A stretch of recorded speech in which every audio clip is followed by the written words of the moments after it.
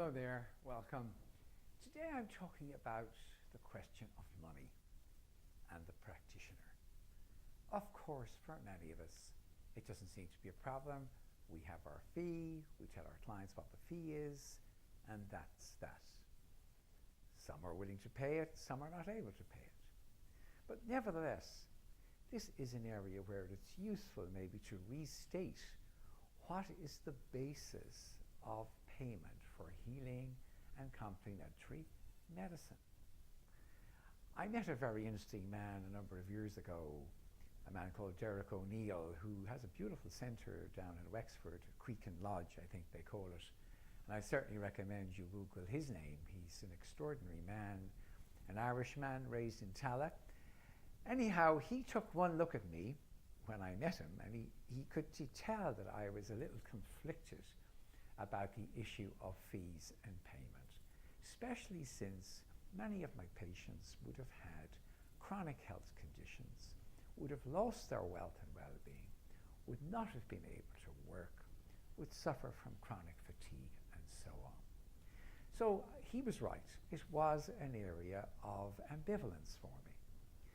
On the one hand, I really feel committed to service in relation to health and well-being.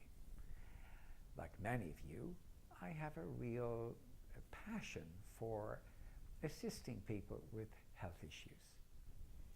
However, he said to me, you know, Raymond, you're missing the point about the issue of money and healing. He says the fundamental law that governs this is the law of exchange, the law of reciprocity, the law of equivalence, which is to say that when you give a treatment, the client needs to give something back in return. This is a universal law.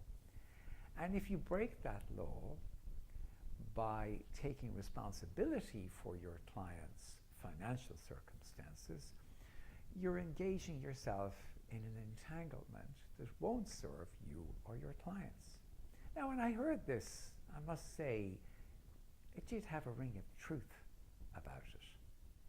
Then, of course, I had the issue of friends and charging, and the issue of who decides to be a client, to be a patient. So, for example, I did look at my friends sometimes and offer them a treatment. I thought this was okay, but it's actually a big mistake. I've learned never to do that. Never offer a treatment to anybody unless they ask you.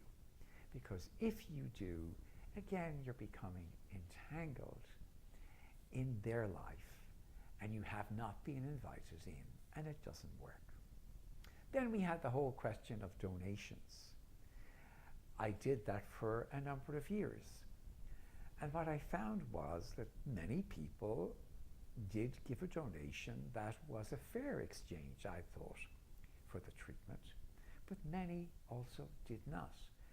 And so they, in a way, got themselves into a situation where they were lacking integrity in relation to what they were giving for the treatment. And I could see that that didn't work either. So fundamentally, we had to decide what is a reasonable exchange for a treatment where somebody can give and receive the treatment with integrity.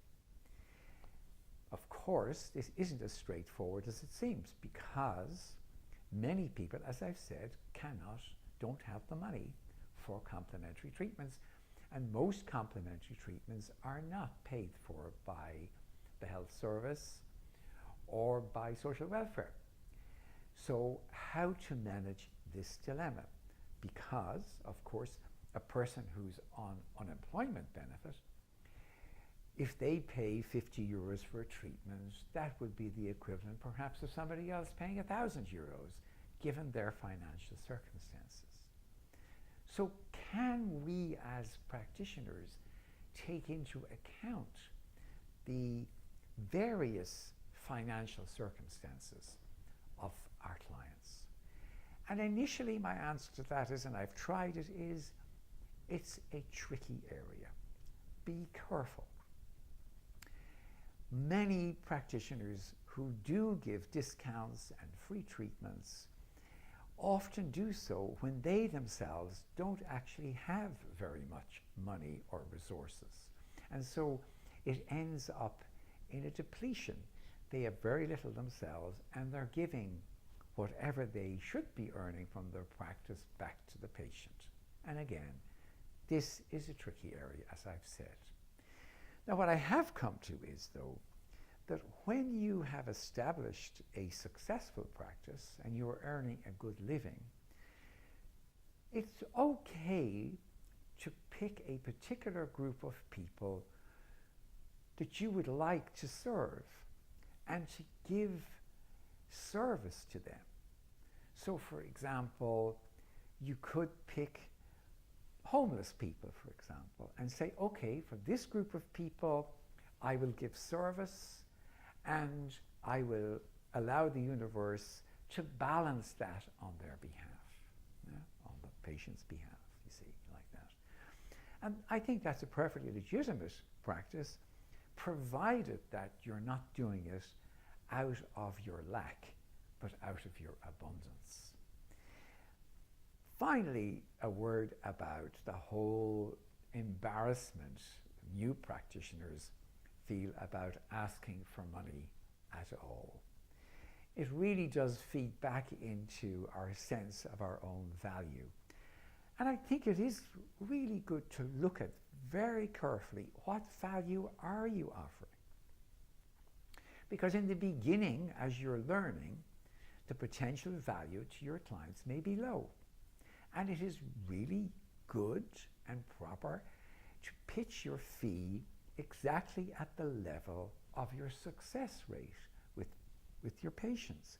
And as that improves and as your practice improves, you can increase the exchange that's given based on value that patients generally are getting from your work.